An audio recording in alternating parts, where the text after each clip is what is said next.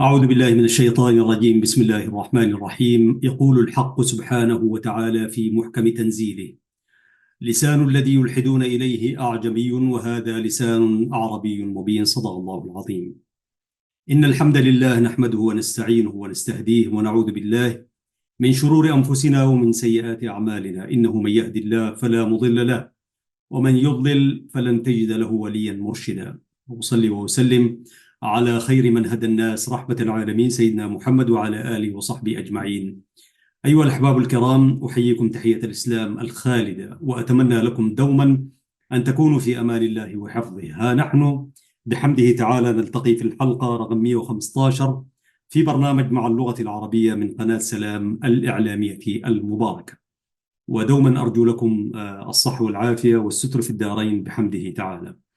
في الحلقة السابقة مشاهدي الكرام هبشنا قليلا أو لمسنا آه، الأناشيد العربية التي كانت في عهد الثورة، وإلى حد ما تحدثنا ما بعد 91. وقد توقفنا وإياكم كما تذكرون في النشيد أعلناها ثورة في 61، أو ثرنا من أجل مصلحة الملايين وثرنا من أجل كل الكادحين ورفضنا كل ظلم واقع فينا. أعلناها وأعلناها ثورة في 61 لشاعرها الأسير المغيب إبراهيم إدريس توتيل. نسأل الله له الفرج القريب، والذي أداها ولحنها وقدمها للجمهور وللشعب الإريتري الأستاذ حسين محمد علي، له التحية والصحة والعافية. وإن شاء الله نحاول أن نلتقي به في هذه القناة المباركة. أسأل الله أن يوفقنا، وهو رجل ملتزم ورجل محترم ويحب دينه ويحترم عقيدته، وفي نفس الوقت يحترم علماء وشيوخه، فله التحية والتجل والتقدير إن شاء الله. توقفنا في الكلمات بتاعت أعلناها ثورة في 61. قال العامل أختاه قد دمت طويلا، قال الفلاح قال العامل أماه قد دمت طويلا، قال الفلاح أختاه قد عشت أسيرا، قال الراعي أبدا قد دمت طويلا، قال الراعي أبدا قد عشت ذليلا. قولوا هيا هيا هيا هيا هيا هيا هيا هيا نبحث عن فجر جديد. قولوا هيا نبحث عن فجر جديد. ثرنا من أجل مصلحة الملايين، ثرنا من أجل كل الكادحين، ورفضنا كل ظلم واقع فينا. أعلناها ثورة في 61. نحن المشانق قد صعدناها، نحن السجون قد دخلناها، نحن العذابات شربناها، إلى آخر ذلك اللحن الجميل الذي وقعه وأداه الفنان المحترم الملتزم حسين محمد علي. مشاهدي الكرام، ذات يوم ونحن في أسمرة عنا لقسم الشؤون الثقافية في الجبهة الشعبية للديمقراطية والعدالة الحكومة الحالية، وتحديدا أحد المسؤولين والمنسقين في قسم الشؤون الثقافية، واسمه ود الرفي. اسمه ود الرفي. ود الرفي له التحية ورجل محترم فمن أين كيف اهتدى أنا ما أعرف، إنه قال يا أخي لماذا لا نعيد تقديم هذا النشيد الوطني الجميل، ثرنا من أجل مصلحة الملايين، على الرغم من أنه هو نشيد تابع لجبهة التحرير. فكون ود الرفي يتحرر من قيود الخلافات القديمة وتداعياتها. يكفي أنه شهدت الساحة الإريترية حربا أهلية بين فصيلين وطنيين فلذلك في ترسبات وفي تراكمات وجراحات قديمة والدرفاء بقدرة قادر حاول أن يتجاوز ذلك.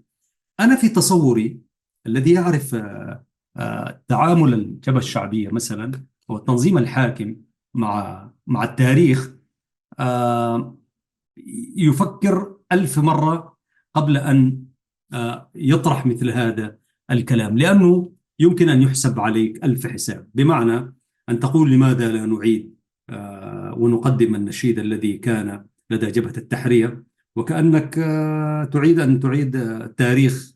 يعني هكذا هي العقلية التي تحكم يعني، والعسكر هم هكذا دوما. ولذلك لكن ود الرفيع ربما يعني كده شيء من يعني ربما يوافق الجماعة، قال وقام طرحه وهو منهم يعني. مثلنا ربما يخاف أن يطرح مثل هذه الأشياء ويقول لك هذه أصلا ما معروفين وانتماءاتهم إيش وبتاعات، ومرة يرمون على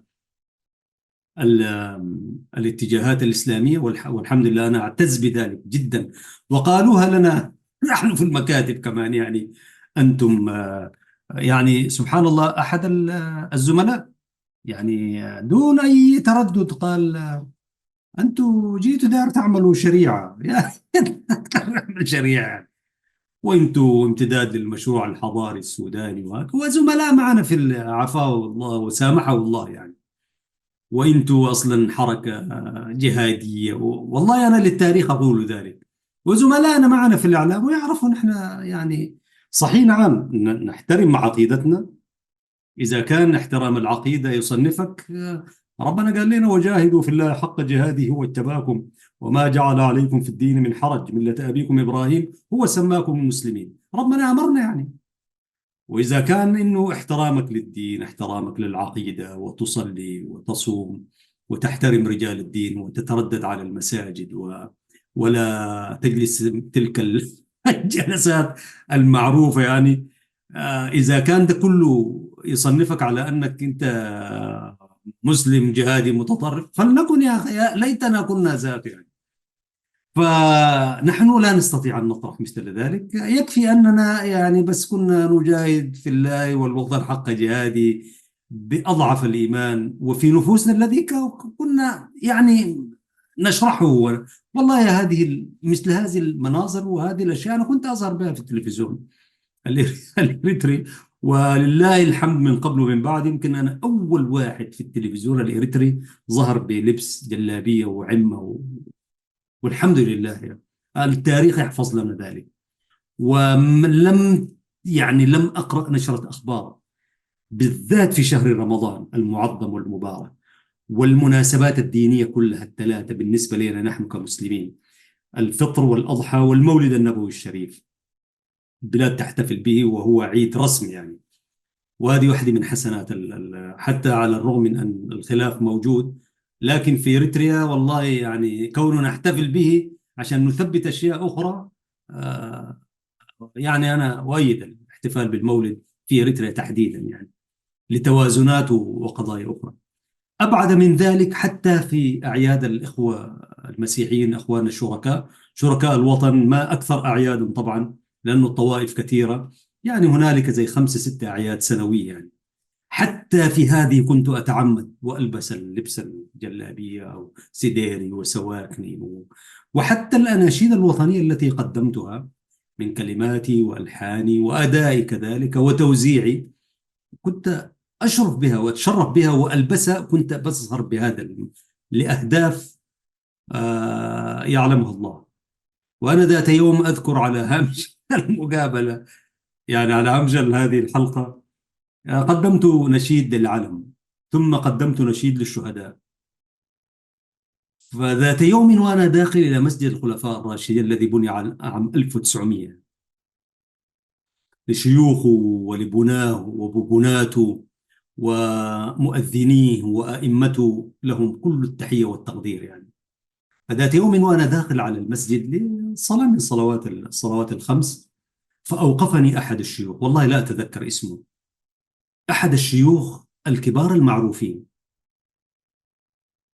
فقال لي ازيك يا شريف؟ قلت له اهلا وسهلا شيخنا، والله العظيم انا يعني احمد الله انه انا اوقر العلماء واحترمهم يعني، وان شاء الله ربنا يجمعنا معهم، ولم اجد شيخا والا يعني نتواضع له ونسلم عليه وهل يستوي الذين يعلمون والذين لا يعلمون؟ إنما يخشى الله من عباده العلماء. فأحب العلماء وأحترمهم جدا يعني. فسلمت عليه بكل احترام، قال لي: شوف يا شريف، بالأمس رأيتك وأنت تقدم نشيدا وطنيا أو أغنية، سموها ما شئتم يعني، وهي كانت كلها في إطار الأناشيد للعلم والشهيد وللبلاد ولنقفة وهكذا يعني، 5 6 أعمال كده. فقال لي: يا سيدي يا أستاذ شريف، قال لي: أنا امبارح شفتك، بالأمس رأيتك تقدم عملا فنيا، وعلى الرغم من موقفي من الفن وناسه، وأنت رجل يعني رجل إعلامي وأنا رجل نحترمك، قال لي. فقال لي: على الرغم من موقفي من الفن وأهله كده بتاع، لكن قال لي: نحن في أعلى عتبة المسجد وداخلين، أشهد الله يعني أنا أعرف ما في داخلك، وحس أنه أنت تعمل لهدف أبعد مما هو فني ومجالي وما إلى ذلك. أنت كأنك تريد أن تسد ثغرة موجودة. وسبحان الله، أنا طبعا لا أبرئ نفسي، برضو الهواية والميول هذا موجود يعني، وهي ربنا كده خلقنا كده. لكن في ذات الوقت لم يكن ما أشار إليه ذلك الشيخ الجليل إلى إشارات كنت أعنيها فعلا، كنت أعنيها عناية مباشرة. وكنت آتي إلى قسم الشؤون الثقافية وأقول لهم: سأقدم مساهمة مني في هذا العيد، إما عيد الثورة يعني عيد الاستقلال، أو في 20 من يونيو يوم الشهداء كما تم تسميته، أو في الفاتح من سبتمبر وهكذا. فلأنه كنت أضع المجموعة يعني أمام وقائع، يعني من الناحية الإمكانيات الفنية والأداء واللحن والكلمات، يعني لو كان مثلا وجدوا أقل يعني هنا يقولوا لي: راجل يا أخي الكلام ده ما نافع وخليه. فهم كانوا يكونوا بين أمرين أحلاهما مروا. من الناحية الشعرية لا يستطيعوا أن يرفضوا، يعني ما عندهم فيها رأي، هم يستطيعوا أن يرفضوا أي حاجة، ما هم رفضوا المشروع الوطني يعني، ورفضوا أي حاجة. لكن لهوى في نفسهم برضه هم ما دايرين يستغلوها، برضه هي كروت يعني يستغلوا بها، يهمشوا اللغة العربية ويحاربوها ويحاربوا أهل وناسها. مع ذلك لكي يستخدموها ورقة، انتم تقولون لنا اننا نحاربها، هو شريف ده الرجل الاعلامي قاعد يقدم لنا نحن مع اللغة وبتاع. طبعا ده لضرر في العيون، ولهوى في نفسهم كانوا يقبلوا الاعمال التي كنت اقدمها يعني. في الجانب الوطني أنا لم أقدم داخل الوطن 5 6 أعمال إلا في المشروع الوطني يعني. أشياء أخرى ديك حاجة ثانية أنا ما كنت أتقدم بها يعني. ولذلك فلهوى في نفسهم، فكان وافق شن طبقة كما يقال، كان يوافق هوى في نفسهم كروته بما إلى ذلك. وأنا كنت إضافة للميول، كنت أرى أنه من مسؤوليتنا ومهامنا، طالما الشعب ده بس يحب الغناء ويحب الأناشيد وكده بتاع، برضو نسد ثغرة موجودة في الخارطة الفنية والخارطة خارطة الأناشيد، اللغة العربية ما موجودة. فكان برضو ده هدف من الأهداف النبيلة يعني، وسأعود إلى كلمة الشيخ يعني. وفي نفس الوقت برضو أخوكم يحب المغامرات يعني والاقتحامات يعني ربنا خلقنا كده نحب المغامرة، ووجودنا ذاته مع المجموعة الحاكمة هي ذات الشكل من أشكال المغامرة، في ذات بمقاييس الزمن ده لو جينا نقيسها كانت شكل من أشكال المغامرة. والمغامرة من حيث هي ذاتها يعني برضو أن تغامر فيما هو نبيل، فيما هو شريف، فيما هو يدعوك إلى خير أعمالك، برضو هذا جزء من رسالة المسلم. واللغة العربية دي أنا يعني ما في حتة ممكن تدعم اللغة العربية وإلا طرقتها يعني. على سبيل المثال، ربما تقولون لا تتحدث عن نفسك، لكن أنا أتحدث عن وقائع وتاريخ. عندما تركت مدرسة الجالية العربية، وإن شاء الله سآتي يوم أتحدث عن الجالية العربية ودعمها ورفضها للغة العربية في إريتريا، تركت التدريس والتحقت بالإعلام. لم أترك التدريس في وجه آخر، بمعنى طرحت على اتحاد الشبيبة والطلبة إدارتها عندما كان أخونا محي الدين شنقب، وحتى فترة أخونا برضو بشير إدريس نور سعادة السفير له التحية المقيم معنا هنا في ميلبورن. يعني عندما كان على رأس الإقليم الأوسط برضو طرحت يعني تعليم اللغة العربية لغير الناطقين بها. ويعني كان عندي فصول عدة، درست في مدرسة الشهداء، وفي مدرسة قريبة من إناء الهوسبيتال اللي هو وراء وزارة الإعلام، وراء سينما كابيتول أو أجب لمن يعرف أسمرة، في مدرسة متوسطة كان عندي فيها فصول كثيرة والله.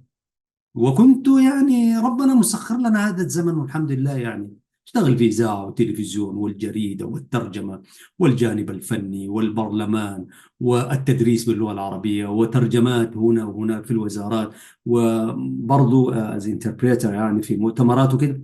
كان الزمن فيه بركة يا أخي، والله البلد دي مبروكة فعلا. حكمها لكن بلد ساعات وزمن مبروك. يعني في هذه البلاد نحن ما قادرين، متحررين من حاجات كثيرة، لكن برضو زمنك محدود يعني. فكان لي فصول تدريس اللغة العربية لغير الناطقين بها. وأنا أذكر على سبيل المثال هنا، أول خلوني أكمل كلام الشيخ. فقال لي: يا شريف، على الرغم من موقفي من الفن وأهله، ولكنك استمعت إليك للمرة الثانية، العلم وثاني إلى الشهيد. ورغم موقفي من ذلك، لكن لأنه أحس أنك أنت عندك أهداف أكبر مما هو فن وتقديم وما إلى ذلك. فقال لي: سدد الله خطاك وسر إلى الأمام، وربنا يحفظك من هؤلاء وأولئك. قالها هكذا: الله يكون في عونك وربنا يحفظك وسر فيما أنت فيه، على الرغم من موقفي من الفن والمدامة وكذا، لأنه كان الأناشيد موقعة موسيقيا وتوزيعا وما إلى ذلك يعني. ولذلك فشكرته وقلت له: سيدي الكريم شيخ العزيز، أدعو لي بالحفظ يعني. وهو أنت قلت يعني ربنا يحفظك، فاستمر معنا بالدعاء. وشكرته ودخلنا المسجد، والله بعدها ما شفت يعني.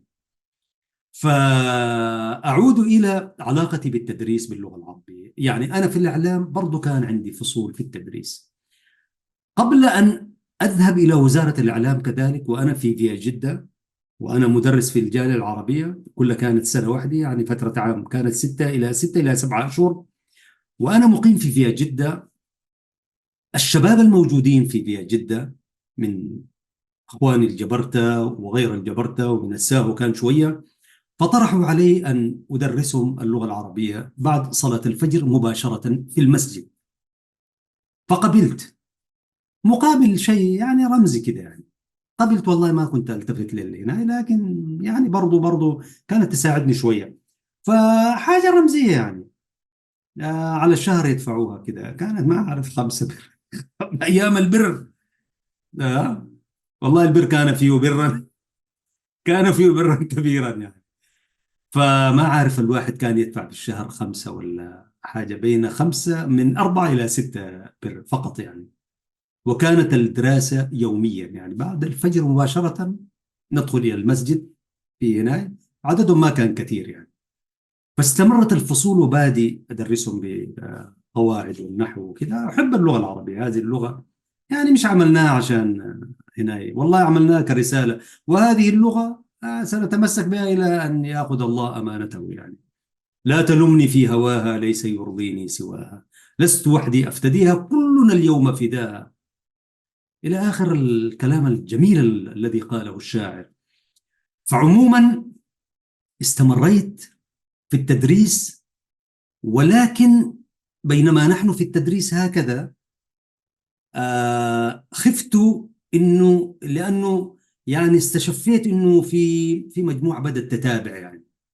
وان تنفرد بعد صلاه الفجر تدخل في فصل مع انك انت قاعد تدرس لغه عربيه. والشكوك وعلامات الاستفهام حولنا كانت كثيره يعني، وتحديدا انا ومن يعني مجموعه من الناس يعني. ولولا لطف الله وعنايته وحفظه وحرص الشديد كمان، عقلها وتوكل، يعني لضعنا من زمان، يعني من زمان كان اختفينا يعني. فكنت حريص بحمده تعالى وكنت حذر يعني في أي خطوات يعني، على الرغم من تبديات هنا وهناك وبتاع. فأكاد يعني أقول اشتممت إنه في متابعة كده من فئة ما في داعي نذكر أسماء. فقلت حتى لا يأخذوني على غرة، فبديت أقول للطلبة يا جماعة ممكن ما نخليها بعد الفجر، هو يوميا كنا نخليها مرة بعد العشاء، مرة كده حسب الظروف وكده. فلأنه لو في متابعة عشان شوية أصرف الأنظار عني يعني. أنا اشتممت يعني وحسيت إنه في حاجة كده. فقبل ما ننفذ البرنامج، آم، في جات الظروف بتاعت قبل الخدمة الوطنية، قبل المعارك بتاعت لأنه الوقت ده كان لسه في فيها جدة. فجاءت مسألة الخدمة الوطنية، الدفعة الأولى والدفعة الثانية. فتخطفتهم الدفعة الخدمة الوطنية بكل سوءاتها، تخطفت أولئك الطلاب القلائل الذين كانوا معي. فقلت سبحان الله، ربما يعني لحكمة نعلمها هو. فانزوى مننا انسحب زي أربعة خمسة وكده، فالعدد بقى بسيط واستمريت. بعدين البقية قالوا يا أستاذ معليش العدد ما هناك. ويبدو لي هم ذاتهم برضو جاتهم مجموعة، جاتهم الأمر بتاعت القبلي والقطاع الحي الساكنين فيه. فتفرقنا يعني، ومشى الطلاب يعني، مشى جزء منهم مشى ساوى وجزء منهم يعني الوقت ذاك الهروب ما كان بدأ يعني، لكن برضو اتفرتكت يعني. هذا واحد من الأشياء التي كنت أعمل واشتغل بها لدعم اللغة العربية في فيها جدة، مثلا في المسجد بتاعت خالد بن الوليد لشيخي موسى والذين كانوا معنا رحمة الله عليهم، واحفظ البقية إن شاء الله. أبعد من ذلك وأنا في مدرسة الجالية برضو كان عندي تدريس اللغة العربية في المساء بعد ما نكمل الدراسة النظامية. برضو كنت مع مجموعة، برضو عندنا فصول للغة العربية، وكانوا مجموعة من الجنود الذين دخلوا من الميدان ومن داخل المدينة، وعلى رأس بادري بروتاسيو، له التحية إذا موجود يعني. هو كان رئيس الكنيسة الكاتدرائية أو مديرها يعني، فيما علمت بعدين، لكن هو بادري بروتاسيو، له التحية، رجل محترم يعني. فكان أحد الطلاب اللي بيدرسوا من الساعة 6 لحد الساعة 9 يعني، وكنت يعني أنتقل من فصل لفصل يعني. بادري بروتاسيو كان يجي بزيه المسيحي. ف وطبعا نديه كل الاحترام والناس برضه يحترموه. فبادري بروتاسيو بعد ما أنا انتقلت لوزارة الإعلام تركت الجالية والتدريس بها، فأخذت اللغة العربية في اتحاد الشبيبة زي ما ذكرت لكم قبل قليل. ومن بين الذين كنت أدرسهم العقيد محاري، يعني العقيد محاري هو الآن زي ما أتابع في الأخبار يعني، هو على رأس حركة المرور يعني، في قسم المرور في العاصمة الإريترية أسمرة، هو مديرة تقريبا. وذات يوم يعني عملت مخالفة كده يعني، هي مخالفة ما مقصودة لكن برضو ركبنا راسنا يعني. وأنا أحكيها لكم مشاهدي الكرام، كان اليوم يوم عيد يعني، دنيا عيد يعني. واللغة العربية برضو فيها حكايات زي دي برضو لا بأس بها. فكانت الدنيا عيد وأنا أتحرك على صهوة موتورسيكل عادي كده يعني. وفي الموتورسيكل لابد أن تلتزم بالقانون يعني، لابد أن تعمل الخوذة وتعمل كما ما يعني يسموها الجراب هذا، وتلبس لبس. فأنا كنت لابس كده جلابية يعني سعودية كده يعني، أهلنا الناس السواحل وكده، وعامل عليها جبة كده أنيقة، وعامل عليها عمة كده قلت يا أخي بهذا المنظر أخذت لي خوذة كده عاملة زي زي الصحن كده. يا أخي بلاش قانون وكده بتاع، ما الإنسان مرات يركب راسه، كنا شباب يعني ساعتها برضه. فقلت يا أخي بلاش، ما في داعي، فنكسر القانون، الدنيا عيد يعني إن شاء الله ربنا يسامحنا. المهم طلعت من البيت، نزلت من العمارة في كومبشتاتو، خطوتين لم أسوق الدراجة، فإذا بي رجل المرور يوقفني في شارع الرئيس في كومبشتاتو، صفارة كده لابد أقيف. فقال لي إيش العامل؟ قلت له دار بيني وبينه طبعا حديث طويل يعني. ليه ما عامل الخوذة وبتاع عناية؟ قلت له يا أخي ما الدنيا عيد، يعني الدنيا عيد إيش قال؟ العيد ما القوانين تكسر في العيد وكده بتاع. عسكري طبعا ولا بد يقوم بمهامه يعني. قلت له يا أخي والله بس أنا عنا لي هكذا، يعني عندنا شوية فوضى. قلت له يا أخي ما حبيت أعمل، بس يعني ما حبيت أعمل على كيفك، هات الرخصة، اديت الرخصة من مخالفة ووقع قال لي كده يعني. المهم دار بينه وبينه، وقعت الورقة، شال الرخصة. يعني المخالفة الشارع والساعة وكده وهكذا. طبعا الحلقة دي مختلفة شوية، يعني فيها حكاية بس متعلقة هي باللغة العربية وناسة يعني.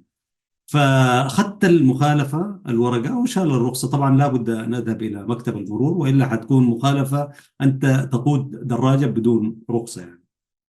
بس ما مسموح لي خلال 72 ساعة لابد تمر إلى المرور، تدفع مخالفتك وتأخذ رخصة.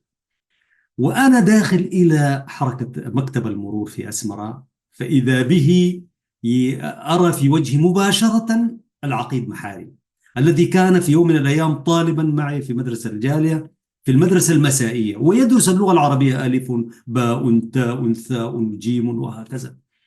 والله العظيم الحق يقال، أقسم بالله العظيم إن الشعب الإريتري مرتفعاته على محافظات، طبعا هو لغة عربية، لكن مرتفعاته وقسما بالله كان مهيئا لدراسة هذه اللغة العربية التي حرمها إياهم المجموعة الحاكمة.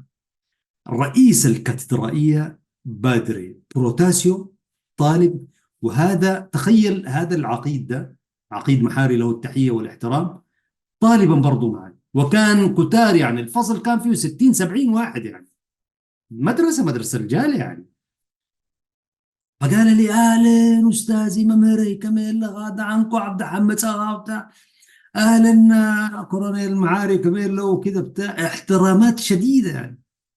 قال لي يا اخي خير ان شاء الله جابك. هذا دهاك. قلت له والله قاعد اضحك كده. قال لي تعال تعال بس وبتاع. هو ما افتكر انه مخالفه وكذا. قال لي اول، قال لي انسى اي حاجه، قال لي انا لقيتك بعد زمن.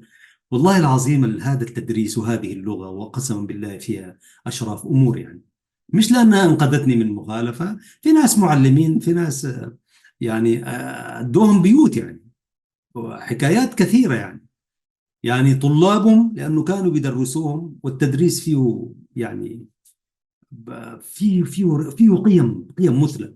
وحتى اليوم أنا لم أترك مهنتين، الإعلام والتدريس، حتى في هذه المدينة اللي برضو لحكمة ما يعلمها الله. حتى أنا في هذه المدينة وفي هذه القارة البعيدة وبتاع، برضو والله لم أترك تدريس اللغة العربية ومتمسك باللغة العربية. عشان كده أنا في قصيدتي الحائية التي رثيت بها الحبر يوسف نور الدايم رحمه الله وأحسن مثواه، يعني الدنيا دي اللغات دي كلها ربنا فتحها لنا. يعني كل اللغات دي ربنا فتحها لنا، بما فيها اللغات الأجنبية دي، والحمد لله. ولغاتنا الثانية وفي لغات ثانية كمان. لكن أنا استهويني هذه اللغة وأسأل الله أن يجمعني بأهلها. فقلت بس لغة البيان ألقت عليه وشاحة في الحقيقة، إن شاء الله نجي نقرأها لكم مرة. المهم حتى في هذه المدينة أنا أدرس اللغة العربية لأطفال، نقول ألف باء وأعمد وأتعمد أن أدرس المراحل الدنيا التحت عشان نؤسس لهم التأسيس الذي ينبغي أن يكون. ثم لي فصول والحمد لله يعني، وليس في مدرسة واحدة، في مدرستين كذلك. هذا فضل من الله يعني. أكمل الفصل الدراسة هنا، ثم أنتقل إلى يعني برضو عدد من أفراد الجالية إلى منطقة أخرى، برضو أتحرك والحمد لله ربنا يسر لنا الحركة يعني. فأجلس معهم هناك يعني كل سبت، والحمد لله أنا من الساعة 8 أطلع، والله سبحانه وتعالى يعلم ذلك. تطلع 8 أرجع الساعة 4 يعني، 4 وشيء يعني 5. كل هذه الدراسة الأولى في المسجد والحمد لله يعني الفترة الأولى في المسجد في بيت من بيوت الله، ونقول قال الله وقال رسول الله، وتسمع برضو اسلاميك نولج من هنا وقراءة والقرآن الكريم والقراءة. برضو أتنقل بين الفصول القرآن الكريم، برضو نقريه. ثم نخرج منها بعد أن نصلي صلاة الظهر، وهذا والله فضل من الله الحمد لله. ثم نذهب إلى المدرسة الأخرى، برضو ما في مسجد، في مركز كده، برضو الواحد بعد ما يكمل يصلي العصر ويطلع، له الحمد والشكر يعني. فلم أترك هذه المهنة ولا أزال حتى اليوم، وإن شاء الله سنواصل عليها مهما كانت في أي مكان ربنا نزلنا فيها أن نستمر. فالمهم أعود إلى العقيد. العقيد دخلت مكتبه فقال لي أنسى أول كل حاجة، قال لي أنسى أي حاجة بس تشرب شنو في البداية. قلت له والله شاي، وجاب لي شاي. قال لي يا أخي تتذكر السنوات بداية التحرير 92 ده هسي 91 شهر 12 أنا بديت التدريس وكان معنا العقيد 91، فاستمريت لحد منتصف 92 وكان معي العقيد محاري. ساعتها لم يكن عقيدا طبعا، كان يعني هم دابوا جايين من الميدان وكده. فقال لي كيف الدنيا؟ أنا دائما أشوفك، قال لي يشوفني على الأخبار والاحتفالات وتقديم وهنا وهناك، يشوفني كثير يعني، بس أنا ما كنت أشوفه إلا لماما يعني. فقلت له، طلعت الورقة، فبعد ما أنا أشرب الشاي أجابك شنو هسي؟ قال لي. قلت له والله الورقة دي أول ما شافوا بالطريقة الظريفة اللي بيقولوها لنا في المرتفعات يعني، مخالفة. قال لي ليه؟ قلت له يا أخي ما هو قانون وكده بتاع. قال تأسف، كيف يدوك مخالفة؟ قاعد يقول. قال والله يا سعادة العقيد أنا برضو ما التزمت، كان شنو كده. أنا أحكي لك القصة. قلت له كده كده كده، قلت له بس هفت فيني كده، ما داير أخذ الغوزة. ضحك قال لي يعني كانت الدنيا عيد. قال لي أيوه برضو والله قاعد يجامل يعني شوف الاحترام للمعلم كيف. يا أخي قال لي المفروض ما كان يتكلم عقيد وهو رئيس الحركة، حركة المرور. قال لي يا أخي المفروض كان يسيبك يا أخي وإيش كده. قلت له لا لا حقكم أيوه، هاتوا يعني المحاري وكذا ايش قلت له. لا قال لي يا اخي اكيد. قال لي هذا العسكري الذي اعطاك المخالفه هو من ال- من العساكر الجداد وكذا. قال ولا المفروض انت زول كذا المفروض. لا قلت له المهم فنادى واحد يعني فك الله اسره يعني من المعتقلين اليوم يعني. اسال الله سبحانه وتعالى بهذه اللحظات المباركه اتمنى انه اسمع والله افرج عنه. فأخ عزيز اسمه جيلاني له التحية، من حركة أبناء الساحل يعني، اعتقل في واحدة من الاعتقالات. فكل ما يعني والله جراحاتنا كثيرة، نتذكر حاجة فرح طوالي تجي فيها حاجة بتاعت حزن يعني. فقال له تعال جيلاني، قال له أعطاه الرخصة، قال له جيب، أعطاه المخالفة قال له جيب الرخصة دي. فمشى طبعا طبعا أمر من العقيد يعني، الرخصة لا تسحب من المكتب ذاك إلا بتدفع المخالفة. فقام جاء سحبه كده وقال لي، وبدأ يعتذر لي اعتذارات شديدة. قلت له لا لا أنا أعتذر يعني. قال لي يا أخي ما يعمل لك كده وبتاع. ده دليل على أنه يعني الناس يحترموا. وفي نفس الوقت أنا مش أتحدث عن مخالفة طلعت منه وكده، لكن أنا أقول إنه الشيء بالشيء يذكر. إنه اللغة العربية والشعب الإريتري كله كان مهيئا أن يتعلم هذه اللغة ويتثقف بها وما إلى ذلك. بالله ثلاثة كم و30 سنة يعني المجتمع الإريتري ده اليوم كان بكل بساطة يتحدث العربية ويتحدث التجرينية كمان، ما في مشكلة. هم نحن نتحدث التجرينية ونتحدث العربية ونكتب شعر بالعربي وشعر بالتجرينية ذات. خليك التجري برضه نكتب بها، التجرينية ذات بنكتب بها شعر. ولذلك يعني كان المجتمع مهيئ يعني، وضربت المثال على ذلك. وأذكر مثال آخر عندما دخلنا مع القافلة الطلابية من السودان 91 شهر 11، وأذكرها مثل هذا اليوم، ونزلنا بالقرب من المستشفى الكبير. فطبعا بص كامل واللغة العربية هي سيدة الموقف. جماعة كلنا جايين من السودان حتى نتحدث تجرينيا وتجريت شوية، تجرينيا وتجريت شوية أكثر وكده. لكن الحديث كله كيف سلام وبتاع الحمد لله اتلفوا حولنا مجموعة من الأطفال، والأطفال لا يكذبون، لا يكذبون. وأنا يمكن قلت في يوم من الأيام الواقع هذا، وأنا أحكيها الواقع لأنه كيف كان المجتمع مهيئا أن يستمع يتعلم لأنه هذه واحدة من اللغات، من حقوق الوطنية أن يتعلم اللغة العربية. فجماعة لموا حولنا أطفال في سنين مختلفة، فقالوا لنا أنتوا جايين من السودان؟ أيوة. قلنا لهم نحن نعم جايين من السودان. أنتوا إريتريين؟ أيوة إريتريين. جايين والله أقول والله على ما أقول شيء، جايين تعلمون اللغة العربية مش كده؟ أطفال وبكل فرح. قلنا لهم أيوة جايين نعلمكم اللغة العربية، بس قالوا لنا عددكم قليل. والله شوف، انظروا إلى هذه العبارة، أنتوا عددكم قليل، أسمر ناسك وتعر والله أنا كلما تذكرت هذه العبارة أقول إن هذه المجموعة لا تشبه الشعب الإريتري.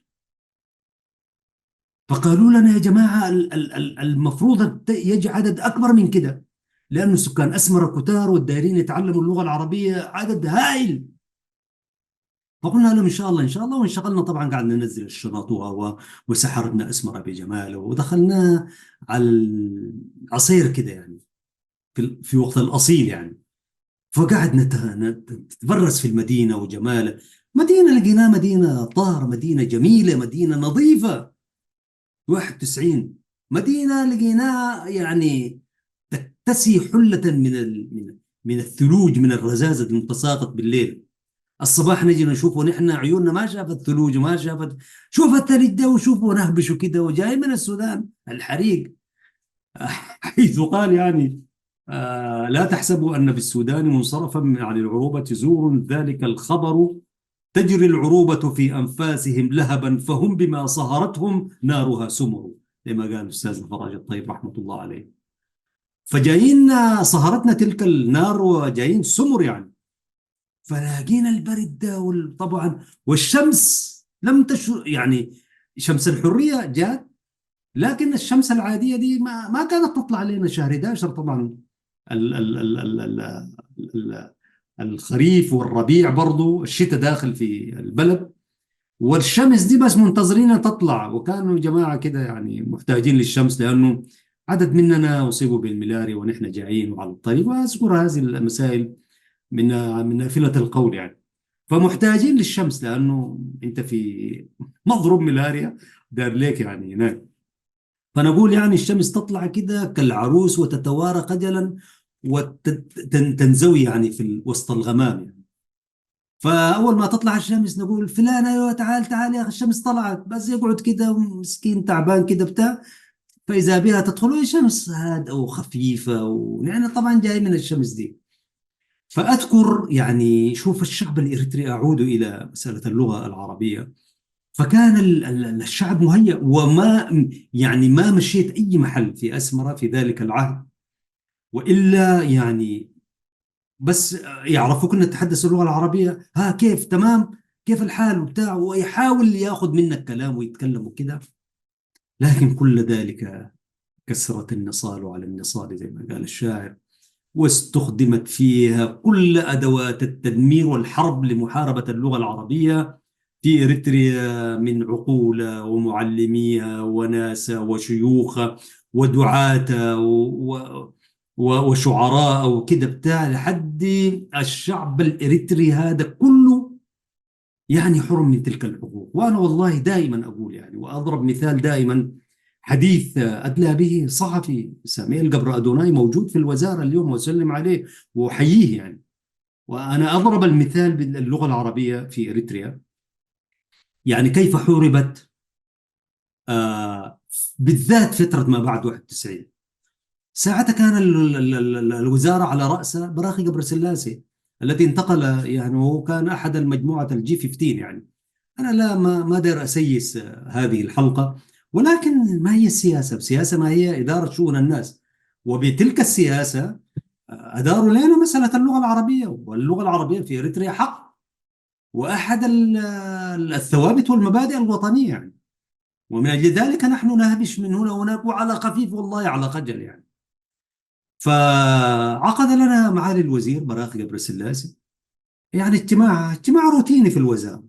ساعتها كانت الأزمة اليمنية الإريترية على أشدها، زوق روحانج، جزيرة حنيش يعني. وخلاص القنوات العربية كلها تتحدث إريتريا اليمن، إريتريا اليمن، هي عناوين الأخبار يعني. وأخواننا طبعا وكل المصادر العربية، حتى المصادر الأجنبية بتاخذ من تلك المواقع والقنوات العربية. فالوزير يتحدث لوزارة الإعلام وأعضائها عن أنه الوزارة تهتم بتطوير الناس في اللغة الإنجليزية، وفي جامعة أسمرة حنفتح لكم مجالات وهكذا، ولا بد وتقوية اللغة العربية الإنجليزية عفوا ومحاضرة كلها كانت عن أنه على أعضاء الوزارة أن يتهيئوا. وفي ناس بدوا وفي ناس دخلوا كده بتاع، احنا ما ادونا فرصة طبعا. هم كانوا دائما بيدوا فرص للناس ما دون البكالوريوس، عشان شوية يعني يعملوا شكل من أشكال التوازنات. نحن والحمد لله جيناهم ببكالوريوس في الإعلام يعني، ولكن كنا محتاجين لها، بس ما كانوا. وبعدين برضه شغلونا بالشغل ليل نهار، ولو جاتنا الفرصة ما كان رفضنا، لكن ما ادونا لها، كان بده مجموعات يعني. فإذا به، فأول ما أتيح المجال للأسئلة والاستفسار، ساميل قبر أدوناي الشاعر الصحفي رفع يده وقال له: كبور من السماء معالي الوزير، أنا عندي سؤال. قال له: تفضل. قال: قلت يعني إنك أنتم كوزارة دايرين تطوروا لغتنا الإنجليزية وجامعة أسمرة وما إلى ذلك. يا أخي كلامكم ده ما عندنا فيه نهاية. لكن قال له: فلتعلم يا معالي الوزير، نحن بحاجة إلى اللغة العربية أكثر من اللغة الإنجليزية. نحن محتاجين للغة العربية يا معالي الوزير. قال له: بدت الأزمة في حنيش بين إريتريا واليمن، والقنوات العربية دي كلها بتتحدث عن إريتريا واليمن. وقال له: نحن لم نستطع أن نتابع ما يتحدث عنه الإعلام العربي بشأن قضية وأزمة موجودة بيننا وبين اليمن الشقيق، وتعبنا زملائنا في الأقسام العربية كما قال له يعني. تعبنا الأخوان، ناس شريف وناس الجزائري وناس، ذكر مجموعة من الناس، أنا أذكر آه، الشخص الضعيف هو أخونا الجزائري. قال له: يا معالي الوزير، تعبنا هؤلاء ونقول لهم ايش قاعد يقول، انتهي بلال له، انتهت زي ناس كانوا يقرونا تحسوا وكذا. يعني ماذا تقول هذه القناة؟ ما هي الأخبار؟ فقال له: يا سيدي الوزير، نحن شئنا أم أبينا، والله قالها بهكذا وهو موجود حي يرزق، نحن شئنا أم أبينا أن هذه اللغة تعنينا مباشرة، جزء لا يتجزأ من تركيبتنا الجغرافية والثقافية والتاريخية والمصيرية. يا أخي نحن جينا ما بين في هذه المنطقة، نحن عندنا علاقة مع العرب، حتى لو ما قلنا نحن عرب. أنا ما بقول لك نحن عرب، طبعا ما قال يعني، حقيقة هو لا يؤمن، قد لا يؤمن، إنما قال له: يا أخي من حقنا أن نتعلم هذه اللغة العربية. وبالتالي قال له: يا معالي الوزير، نحن نريد أن تدرسونا وتعملوا لنا كورسات في اللغة العربية في هذه الوزارة. قال له: فهمونا اللغة العربية أولا، ثم بعدين شوفوا لنا إنجليزي ولا فرنساوي ولا. وقال له: لو جيتوا للغات اللي هنا، الإيطالي ده أقرب لنا. قال له وكبله كلمتين ثلاثة بالإيطالي، فكها كده. طبعا ناس أسمر لما يزعلوا يفكوا، ونحن ذات لما نزعل برضو نفك كلمتين إيطاليات ثلاثة.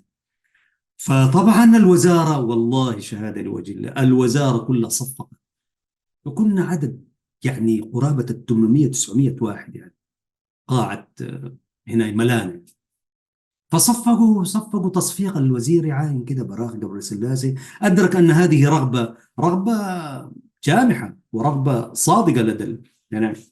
فطوال استدرك، قال له: نعم كلامك صح، وأنا ما أقدر أقول غير كده، ونحن حاولنا، قال بدينا في الوزارة، أنت تعرف، وحقيقة كانوا بدهم، لكن لو دايرين يستمروا فيها، والله لو ما موجودين نحن وامثالنا، كانوا يجيبوا ذاته من القمر، يجيبوا ناس يدرسوا اللغه العربيه، وموجودين ناس الشرق الاوسط موجودين يعني. وبحمده تعالى الناس انفتحوا على التقرية. اي زول كان يجي يتكلم اللغه العربيه طوالي اخذ التقرية معاه، ما كان في اي مشكله. اي كادر في الوزاره يتحدث هذه اللغه العربيه كان يمكن ان يعلم. بس لو قالوا لك: يا اخي اسمع، كل واحد فينا بس الجاي من الشرق الاوسط، كنا كتار ساعتها، صحيح ما مقارنه بالتقرينيا والاقسام الثانيه، لكن عددنا كان لا باس يعني. كل واحد فينا بس لو ادوه 10 قال له: يا اخي علم هؤلاء اللغه العربيه، مع مرور الزمن كان حيخرجهم ناس يقروا. ما التاريخ الاريتري ده، تاريخ جبهه التحرير، اثبت لنا تماما انه مجموعه التحقوا بالكفاح المسلح موجودين، وتتلمذوا على شخصيات معينه.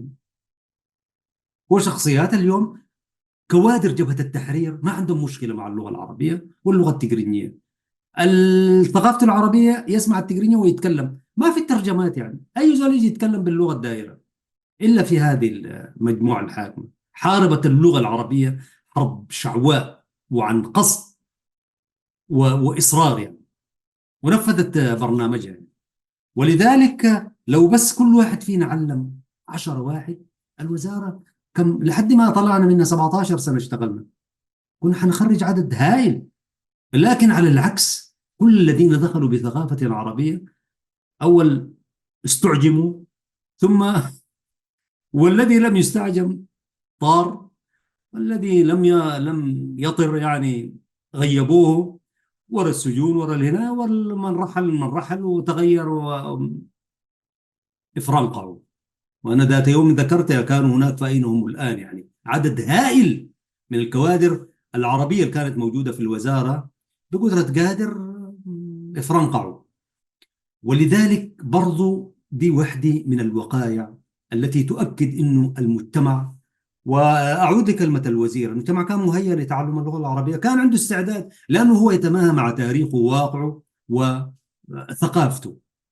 حق أي إريتري، وأنا أقولها للمرة المليون، حق أي إريتري أن يتعلم، أن يعرف اللغة العربية ويعرف اللغة التجرينية كذلك. أنا ما لا أتحدث عن قوميات ولغات وكذا، لغاته اللغة الأم النشأ بها في البيت وكذا بتاع، هذه يعني حيعرفها، ما داير لها درس عصر ولا داير لها مدرس، لين البيت حتتعلم. لكن كواقع إريتري نعايشه اليوم وسنستمر عليه، يعني برضو ما كفاية أنت تمسك لغة عربية فقط، برضو لازم هتتعامل بالتجرينية. التجرينية دي لابد، ما في مفر منه. وكل من يحارب التجرينية برضو، لأنه ثأرا لأنه حاربوا اللغة العربية، برضو ما فهم الواقع الإريتري، ما فهم الواقع الإريتري تماما.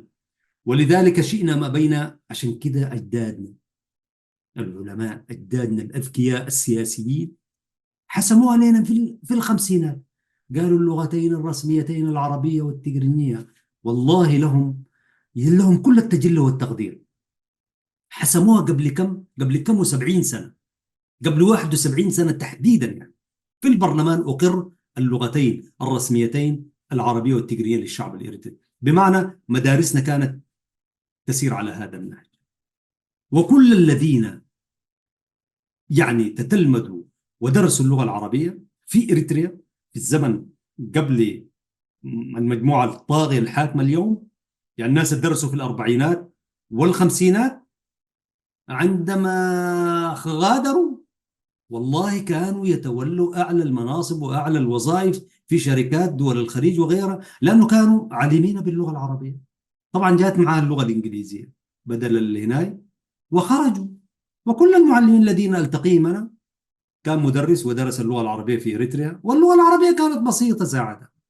الدرسوهم السودانيين الإنجليز لما دخلوا إريتريا في الفترة بتاعت الانتداب البريطاني، جابوا معاهم المعلمين السودانيين فدرسوهم يعني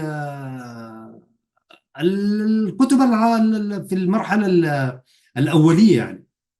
وعندما خرجوا إلى دول الخليج في السعودية وبتاع، بيقوا يشتغلوا في شركات، لأنه يعرفوا اللغة العربية ويعرفوا اللغة الإنجليزية، فتميزوا عن غيرهم. أحد المعلمين الأساتذة الكبار معنا هنا في أستراليا قال لي: أنا يعني كنت مدرس ودرست باللغة العربية وكنت بدرس بها، 77 طلعت إلى السعودية فاشتغلت في كبريات الشركات، لأن قال لي أنا كنت أتميز عن الآخرين باللغتين العربية والإنجليزية. الباكستانيين يتفوقوا علينا في اللغة الإنجليزية لكن ما عندهم لغة عربية، المصريين يتفوقوا علينا باللغة العربية لكن ما عندهم إنجليزية في الغالب يعني، ما نعمم يعني. فقال لي نحن كان عندنا ميزة. الآن الميزة التي كان ينبغي أن تتوفر لدى الإريتريين معرفتهم باللغة العربية واللغة التجرينية، وبعد المرحلة الثانوية حيدخلوا اللغة الإنجليزية. يعني حيكون الإنسان الإريتري في 3 لغات، لغتين بالنسبة له للتعامل والتفاعل والحوار الحضاري بين الأمة الإريترية، بين الأمم الإريترية خلينا نقولها. يعني كان حيكون سهل يعني، صح، تتكلم ساهو، تتكلم بلين، تتكلم عفر، تتكلم كنامة، تتكلم نارة، تتكلم لغات تانية. لكن عشان درست عندك اللغتين العربية والتجرينية، دي درست بها مراحل مختلفة.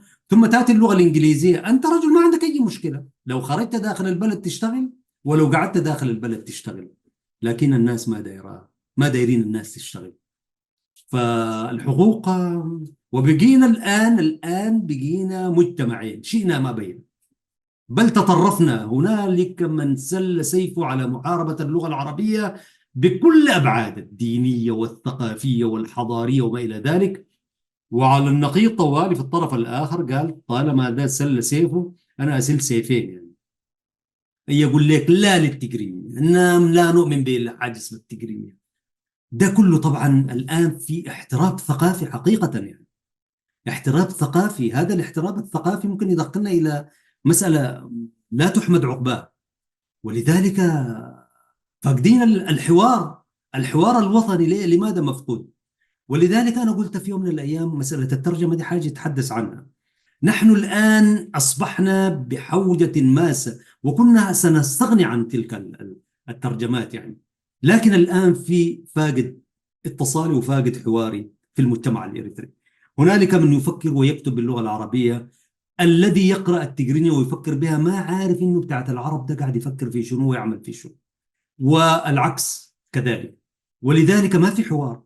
المنتوج الموجود بالتجرينية ما في زول قاعد يقراه من المثقفين العرب اللي يقروا العربية، ومنتوج العربي اللي يكتبوه باللغة العربية في كل المجالات، سياسة على الاقتصاد على بتاع، ناس التجرينية ما بيقروا. وبالتالي نحتاج الآن إلى حوار، إلى ترجمة. وعشان كده أنا قلت إشكالية الترجمة أنا سأتحدث عنها في حلقة كاملة إن شاء الله. ولذلك هذه هي اللغة العربية. وعشان كده نحن أنشأنا هذا البرنامج مع اللغة العربية، تتطابق وتتوافق وتتقاطع مع تاريخنا الحضاري، واقعنا الثقافي، تاريخنا الثوري والنضالي، وقيمنا الدينية وقيمنا الحضارية. يعني أنا قلت يعني حتى الكنيسة ذاتها قبل ظهور الإسلام كانت تستخدم اللغة العربية. يعني الصحابة رضوان الله عليهم لما جو إلى ملك النجاشي تحدثوا معه باللغة العربية، قرأوا له القرآن، ما كان في ترجمة. لم يثبت في التاريخ أبدا أنه احتاج لترجمان أبدا. ماذا تقولون في العذراء مريم العذراء؟ قرأوا له الصحابة رضوان الله عليهم، فحسن يعني وقع في نفسه وأسلم وكده. يعني هذه اللغة العربية بالمناسبة، والشعب الإريتري جذور كلها عربية، جذور كلها عربية، سواء كان يحاربوها اليوم أو لا يحاربوها. جذور 99% أصول عربية في إريتريا بالوقائع والهناية. وهذا عندما نقول ذلك نحن لا يعني مش لأنه دايرين نبقى عرب وبتاع. مش نبقى عرب، نحن أصلا عرب يعني. نحن أصلا عرب يعني. عرب ونحن والله أكثر عروبة من كثير من دول الخليج يعني. والدار يعرف يقرأ التاريخ بس. ولذلك عزيزي المشاهد فوصلنا إلى هذا المنعطف الخطير. ده كله طبعا دخلنا له الأناشيد العربية. طبعا ما قدرنا نحصيها كلها، لكن أنا عملت مؤشرة. أختم بواقع معاصر حديث اليوم، عشان نوريكم إنه، ونوري المشاهد الكريم ونوري الذين يحاربون هذه اللغة العربية أنهم يحاربون شيء من الثوابت والمبادئ. طبعا في الفترة الأخيرة يعني في اتحاد الشبيبة أنشأوا قسم كده لتعليم اللغة العربية بعد أن حاربوها وجففوا ينابيع كلها. أوكي ما مشكلة يعني، لتعليم اللغة العربية الناطقين بالتجرينية وغيرها يتعلموا اللغة العربية. والخير في ذلك إنه يعني برضه يا جماعة نحن على الرغم يعني حموه كافر له بلا بتقريت يعني برضه لما أنت تشوف حاجة حسنة برضه قول يعني في حاجات ما بطال يعني، مع التحفظ على الشكل الموجود والأسلوب و... وكان الله في عون أولئك الذين بدأوا، حتى لو يعني فيها هنا وهناك يعني. لكن بعد كل فترة نسمع شباب كده يطلعوا ويتحدثوا بلغة عربية، حتى لو فيها لكنات وركيكة وكده بتاع، لكن والله جميل. يطلع كده وهو ناطق بالتجرينيا ويقول أنا درست اللغة العربية في كده كده بتاع. ده شيء جميل، ويتحدث ويعمل حوار وكده بتاع، والله شيء جميل. والله أنا أحيي القائمين بهذا العمل، لأنه فيه برضه ما ندعو إليه يعني هم عشان قايمين به ونحن نحاربهم؟ ما نحاربهم، نحارب أفكار تانية، نحارب تخريفاتهم ومزاعمهم في حاجات كثيرة، حتى القائمين بالمدرسة ذاتها. لكن في جانب دعم اللغة العربية وتعليمها، حتى لو لم يكن فيها إخلاص نية برضه ندعمها. المهم في جلسة من الجلسات يعني أنا شاهدت فيديو فيه القائم بالتدريس، يعني ما دار أذكر اسمه، وفي أحد العاملين في وزارة التعليم، وهو دكتور ورجل محترم نحييه يعني. فسئل، والحديث كان كله بالتجرينية طبعا. سئلوا من واحد من الشباب القاعدين، يعني فجر قنبلة. يعني قال: يا أخي تحدث عن الكلام اللي قاعد نقوله كله ده. قال: يعني ما معناه لماذا تحارب اللغة العربية في إريتريا؟ ليه الحكومة الإريترية هذه اللي عمر 32 سنة ما علمتنا اللغة العربية؟ لماذا؟ وليه ما اشتغلنا بها في المدارس؟ شاب كده كده ربنا بس ألهمه. والغريب انه بس المقابله دي، يعني البرنامج ده بس هو على كثير من المواقع والسوشيال ميديا شفتوها اكيد يعني. فقال لهم: يا اخي كذا ورونا ما هي الاجابه، لماذا حاربت الحكومه هذه اللغه العربيه؟ و... وليه من حقنا كنا نفهم هذه اللغه؟ ولماذا قال ظهرت في المدارس شويه كده، مدارس ابتدائيه، ثم ثانيا طوالي جففتوها كده، قال جففت ينابيعها كده، واختفى، ومنهج بدأ منهج بالعربي كده، وبقدرة قادر انتهى. فك وخلى الجماعة القائمة على المدرسة في اتحاد الشبيبة تعليم اللغة العربية، والضيف المحترم له التحية من وزارة التعليم، فخدتوهم في محك يجاوبوا شنو. طبعا داك ذكي على رأس المدرسة كان طوالي حول الميكروفون، ما بنعرفه كويس يعني، حول المايك طوالي للضيف. والضيف بدأ طبعا الأسوان المعروفة إنه لا والله أنا لا أدافع، أول قال بأمانة يعني، قال: أنا لا أمثل، هذا رأي لا يمثل رأي الحكومة. طبعا ورطوهم يعني ورطة ما عادية. فقال أول: أنا هذا شأن بتاعت حكومة وسياسة، أنا لا أتحدث بها. برضو صادق في الحتة هذه، لأنه هي سياسة بتاعت حكومة. والله الحكومة دي لو دار تعلم يا أخي ما علمتنا التقريم يعني، وليس عيبا في ذلك. اللغة العربية كانت مهيئة ما دايرة حاجة. الغرس والنبت موجود يعني، بس ما عليك إلا تدفع كده وتشجع. وكل من التقيناهم في إريتريا فوق 50 و60 على طول يتكلم معك عربي، ما عنده اثنين ثلاثة. بداية التحرير إلى أن ماتوا ديك الستينات وكده والسبعينات اللي كانوا ارتحلوا. فالجيل الجديد ده لو قلت له تعال امشي، لو قلت له امشي يجيك يعني. خلاص بقى غريب الوجه واليد واللسان. فالأستاذ الدكتور ورجل أكاديمي محترم يعني، فقال: أنا رأيي لا يمثل رأي الحكومة، الحكومة هي تجيب على هذا لكن قال ربما أنا، ده التحليل مني أنا واجتهاد مني، وكنت أتمنى أن لا يجتهد يعني، لأنه برضه في الاجتهاد ورطات يعني. قال: ربما قال إنه يمكن الظروف ما ساعدت وكده وهناي، ولكن يعني مفروض أنا يعني كنت أتمنى أن لا يجيب، لكن الحقيقة الطالب قدر دار تدفنها بتطلع يعني. فور حقيقتين اثنتين: الحقيقة الأولى إنه فعلا هذه الحكومة حاربت اللغة العربية بشكل أو آخر يعني. الحقيقة الثانية أكد برضو حقيقة إنه يا أخي الشعب ده عنده رغبة، عنده استعداد، وعنده مهيأ يعني. فأشفقت عليهم حقيقة، عليهما. وهكذا تبدو قصة اللغة العربية في إريتريا. في الختام أقول: كل من يتولى أمر هذه البلاد وشعبها وإدارتها بعيدا عن السياسة فليأتي من يأتي يعني. لكن لو لم يحترم حاجتين أنا بقول، أيا كان، سواء كان من المسلمين أو من المسيحيين، وإريتريا هي مسيحيين ومسلمين شئنا ما بين، إذا لم يؤمن بحقيقتين اثنتين، يعني هو برضو يركب نفس الغواية والشيطنة التي مارستها هذه المجموعة وقبلها الحكام الظالمين.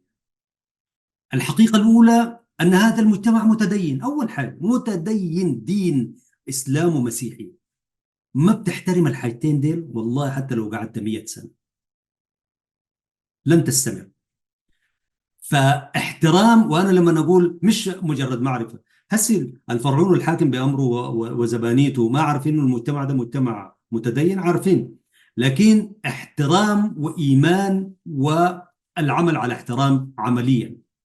الاحترام مش إنه كنيسة ومسجد بس، لا، يكون في كامل الأشياء المتعلقة بالجوانب الدينية توفرها وتحميها، تحميها حماية كاملة ولا تتدخل فيها، وتخلي الناس تمارس معتقداتها بحرية وسلاسة واعتقاد. فمن شاء فليؤمن ومن شاء فليكفر. أنت ما عندك، خلي الناس في عقائدهم يعني، واحترمها وسخر لها إمكانيات، لا تحاربها، مش محاربة. حتى مفروض ما يكون عندك يعني استهتار عليها كده بتاع، توفر لها كل الأجواء، تحترم علماء، تحترم عقيد، تحترم رجالة، تحترم دعاة، تحترم كل شيء فيها. يا أخي قبل يومين أنا كنت أشوف إنه الإيطاليين وهم يفتتحوا مسجد مدينة كرم، بالله شوف الأبهة الكامل. أنا أدعو أن يجيبوا لنا مثال واحد بس. المجموعة الحاكمة دي قعدت هنا افتتحوا مسجد واحد بس، إن شاء الله مسجد صغير كده في أي زاوية من زوايا البلاد. هم الإيطالية بجلالة قدر جاية وما عارف فيها المسؤولين، ومهرجان كبير 1930 37 يبدو، افتتاح مسجد كرم، والحراس بالسيوف والجمال والخيلة والبتاع. والله أنا عشان كده قلت ألا ليت الطليان يعود يوما فأخبره بما فعل الربيب، يعني تصرفا في بيت الشعر المعروف. ألا ليت الطليان يعود يوما فأخبره بما فعل الربيب يعني. يا أخي معقول هي السلاسة يعني يكون عنده منن ومنح للمسلمين في أغردات يبني لهم مسجد؟ ذلك المسجد أبهى وأجمل مسجد في إريتريا هو مسجد مدينة أغردات، أجمل من مسجد الخلفاء الراشدين حتى اليوم. بالله مسجد هبة من الملك الهالك، الملك الذي أحاق بنا وظلمنا ودمر فينا كل شيء بما فيها اللغة العربية، يكون هو أفضل منك في المسجد يعني؟ يعني بني من رخام يا أخي، الرخام لحد الليلة كم 60 مبني، الرخام تدخل في الصيف الحار والله كأنك داخل يعني تكييف مركزي، رجلينك ترطب كده وبتاع. ولحد اليوم الأعبدة قائمة رغم التهميش والإهمال المتعمد. وهكذا الحقيقة الأولى احترام العقيدة في هذا المجتمع، العقيدتين المسيحية والإسلام، لأنه نتحدث عن وطني. الحقيقة الثانية أنه اللغة العربية واللغة التجرينية هي اللغتين الرسميتين لهذا الشعب الإرث، غير ذلك عربدة وفوضى وإرهاب. ولا حول ولا قوة إلا بالله العلي العظيم. مشاهدي الكرام، آمل أن لا أكون خرجت كثير عن أولا عن الزمن المسموح به، آمل ذلك. أنا ما شايف الزمن قدامي، تقريبا مشيت ساعة إلا، وآسف الإخوة الفنيين. وكذلك آمل أن أكون يعني تطرقت إلى ما هو مرتبط بهذه اللغة العربية، وأنا على قناعة أنه كل ما أشرت إليه كان له ارتباط من هنا وهنا. يقول الحق سبحانه وتعالى في محكم تنزيله: لسان الذي يلحدون إليه أعجمي وهذا لسان عربي مبين. صدق الله العظيم. برنامج مع اللغة العربية يأتيكم من قناة سلام الإعلامية المباركة، من إعداد وتقديم محدثكم وأخيكم أحمد شريف. السلام عليكم ورحمة الله تعالى وبركاته.